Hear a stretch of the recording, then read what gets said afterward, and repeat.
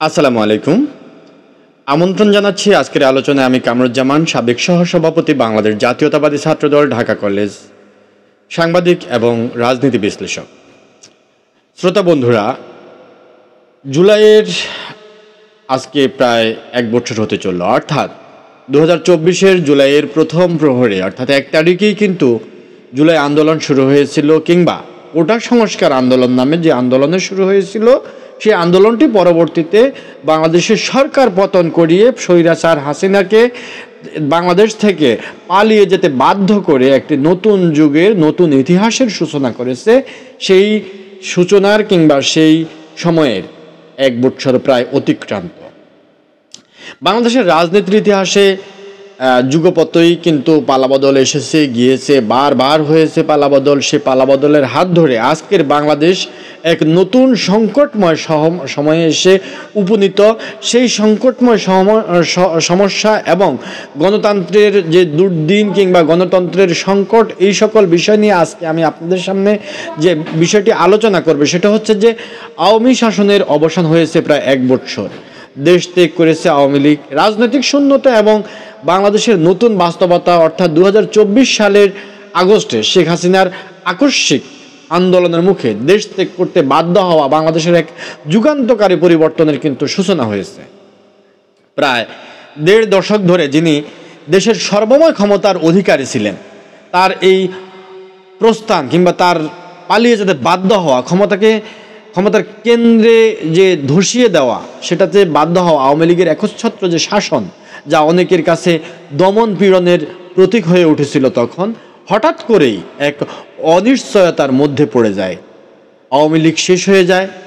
দেশ ত্যাগের প্রেক্ষাপট এবং আওয়ামী লীগ একনায়কতন্ত্রের ভাঙন। দীর্ঘ শাসনকালে আওয়ামী লীগ প্রশাসন, বিচার ব্যবস্থা, আইন শৃঙ্খলা বাহিনী ও নির্বাচন ব্যবস্থাকে নিজেদের নিয়ন্ত্রণে রেখেছিল। কিন্তু এই দলটি দীর্ঘ 15 বছর ধরে বিরোধী দলগুলোর জন্য রাজনীতি করার যে পরিবেশ ক্রমেই কিন্তু তারা সীমিত করে দিয়েছিল, কিংবা বিরোধী দলগুলোকে একেবারে সংকীর্ণ করে দিয়েছিল। বিরোধী দলের দমনে ডিজিটাল নিরাপত্তা আইন সহ নানা আইন ব্যবহার করা হয়েছে। তারা তাদের নিজেদের সুবিধার জন্য করেছে। গুম, খুন, কারাবন্দি করে রাখা হয়েছিল শত শত নেতাকর্মীকে। কিন্তু অর্থনীতির যে অবনতি, বৈদেশিক মুদ্রার রিজার্ভ কমে যাওয়া, তলানিতে পৌঁছে যাওয়া, ঋণ নির্ভর অবকাঠামোগত যে প্রকল্পগুলোর ব্যর্থতা এবং ব্যাপক দুর্নীতির কারণে জনগণের মধ্যে যে ক্ষোভ জমে ওঠে, সেই ক্ষোভের চূড়ান্ত বহিঃপ্রকাশ ঘটে শেখ হাসিনার দেশ ত্যাগের মধ্য দিয়ে। অনেকের মতে এটি ছিল স্বৈরাচার পতনের আনুষ্ঠানিক একটি ঘোষণা। প্রশাসনিক শূন্যতা ও অবনতিশীল অর্থনীতি দেশ ত্যাগের পরপরই কিন্তু দেশের প্রশাসনিক কাঠামো কার্যত বিকল হয়ে পড়েছে।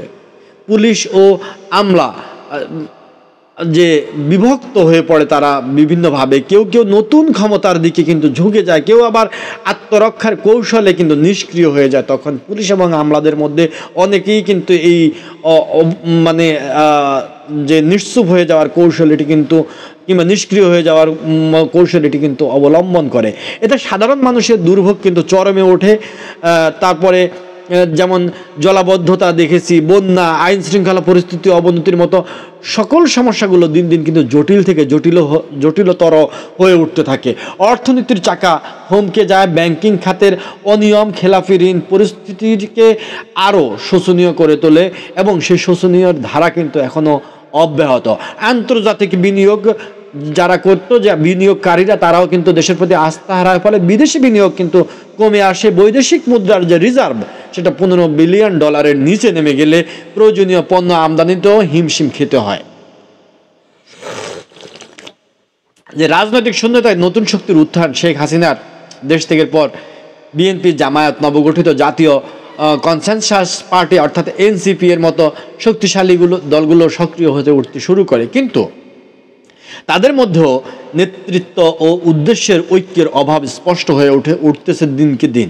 বিএনপি তারেক রহমানের নেতৃত্বে নিজেদের পুনর্গঠনের চেষ্টা করছে, এখনও সে চেষ্টা অব্যাহত আছে এবং জোরতোর দিয়েই করতেছে।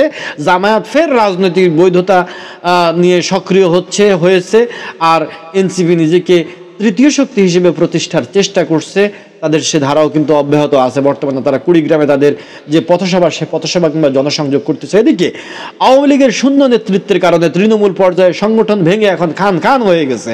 স্থানীয় পর্যায়ে আওয়ামী লীগের রাজনীতি এক সময়কার চরমপন্থী অনুসারীরাই এখন সুযোগ বুঝে ক্ষমতার পালা বদলে নিজেদের স্বার্থসিদ্ধির জন্য নতুন রাজনৈতিক শক্তির সঙ্গে দলে দলে কিন্তু যোগ দিচ্ছে। আওয়ামী লীগের পুরাতন তারাই সামাজিক অস্থিরতা ও মানবাধিকার পরিস্থিতি, রাজনৈতিক শূন্যতার সুযোগে দেশে সহিংসতা, লুটপাট, চাঁদাবাজি, বিচার বহির্ভূত হত্যার মতো যে ঘটনাগুলো, এগুলো কিন্তু বেড়েই চলতেছে। গ্রামে গঞ্জে প্রভাবশালী মহলগুলো নিজেদের আধিপত্য বজায় রাখতে প্রতিযোগী যে একটি আরেকজন প্রতিযোগিতামূলক যে সহিংসতা, সেটাতে কিন্তু অলরেডি লিপ্ত হয়ে গেছে। এছাড়া সরকারি দমননীতির শিকার পরিবারের সদস্যরা একে একে সামনে এসে গুম খুনের বিচার দাবি করতে শুরু করেছে।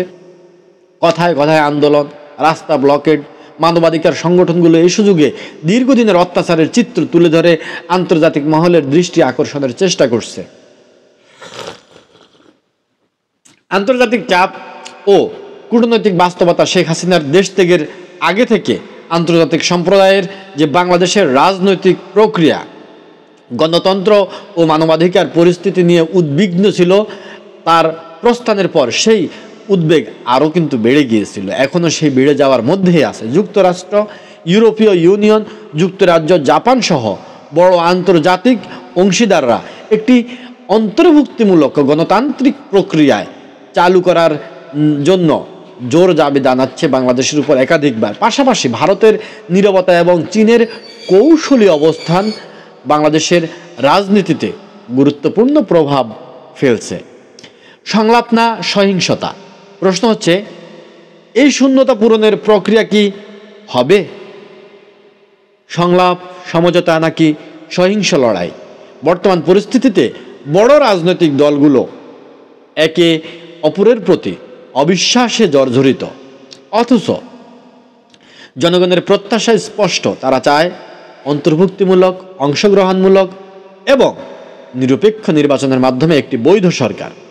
প্রত্যেকের চাওয়া এখন এটি। কিন্তু যদি রাজনৈতিক শক্তি ও সুশীল সমাজ এই সংকট থেকে বের হওয়ার রূপরেখা না খুঁজে পায়, তবে অস্থিরতা দীর্ঘায়িত হবে এবং দেশে গৃহযুদ্ধ সদৃশ্য পরিস্থিতির দিকে ঠেলে দিতে পারে। এখন করণীয় কি? প্রাতিষ্ঠানিক গণতন্ত্রের দিকে রূপান্তর করতে হবে গণতন্ত্রের ধারাকে। এই প্রেক্ষাপটে প্রাতিষ্ঠানিক গণতন্ত্র গঠনই কিন্তু একমাত্র পথ। ব্যক্তি নির্ভর শাসন থেকে বেরিয়ে নির্বাচন কমিশন, বিচার বিভাগ, যে প্রশাসন, সবখানে গণতান্ত্রিক সংস্কার অত্যন্ত জরুরি। নতুন নির্বাচন কমিশন গঠন, নিরপেক্ষ তত্ত্বাবধায়ক ব্যবস্থা, গুম খুন নিপীড়নের নিরপেক্ষ তদন্ত কমিশন এবং পার্লামেন্টকে কার্যকর করার উদ্যোগ ছাড়া রাজনীতিতে স্থিতিশীলতা ফিরতে পারে না। শেখ হাসিনার দেশ ত্যাগের 1 বছর পরও বাংলাদেশ এক অনিশ্চয়তার মধ্যে রয়েছে।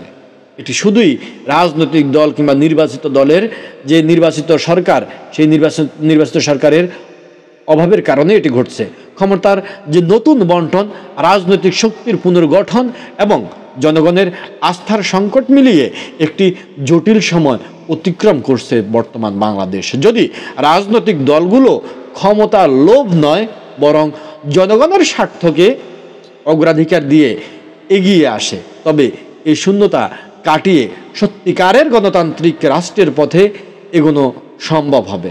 আর তা না হলে বাংলাদেশ আরও গভীর সংকটে নিপতিত হবে, যার দায় পড়বে বর্তমান রাজনৈতিক নেতৃত্বের ওপরেই। এবং প্রত্যেকে আঙ্গুল তুলবে এই বাংলাদেশ জাতীয়তাবাদী দলের মতো বড় যে দলগুলো বর্তমান আছে, তারা কে? জামায়াতে ইসলাম কয়টা আসন নিয়ে আছে? হয়তোবা তারা সর্বোচ্চ 8 থেকে 10টা আসন নিয়ে আছে। তাই এখন কথা বলতে হবে, কথা বলার সময় শুধুই বিএনপির। যেহেতু আওয়ামী প্রতীত শক্তি তারা পালিয়ে গেছে, তারা চলে গেছে, এখন দেশের এহেন অবস্থায় শুধুই বাংলাদেশ জাতীয়তাবাদী দল বিএনপি শক্ত হাতে যদি হাল ধরে সঠিক গন্তব্যে নিয়ে যাওয়ার চেষ্টা করে, তাহলেই কার্যত দেশে গণতান্ত্রিক ধারা এবং যে নানা সংকট, এগুলো হয়তোবা চিরতরে নির্মূল হবে, মুক্তি পাবে এবং গণতান্ত্রিক ধারা কার্যত সংসদ আবার সক্রিয় হয়ে উঠবে। আমরা সেই প্রত্যাশাই করি এবং অতি দ্রুত একটি অন্তর্ভুক্তিমূলক, গ্রহণযোগ্যমূলক, অবাধ সুষ্ঠু নির্বাচনের মাধ্যমে, গণতান্ত্রিক সরকারের মাধ্যমে সংসদ কার্যকর হয়ে জন আস্থা এবং আন্তর্জাতিক আস্থা আবার পুনঃপ্রতিষ্ঠিত হোক। এই চাওয়াই আমাদের সকলের সুখী সুন্দর সমৃদ্ধময় জীবন কামনা করে এখানে শেষ করছি। আল্লাহ হাফেজ। আসসালামু আলাইকুম।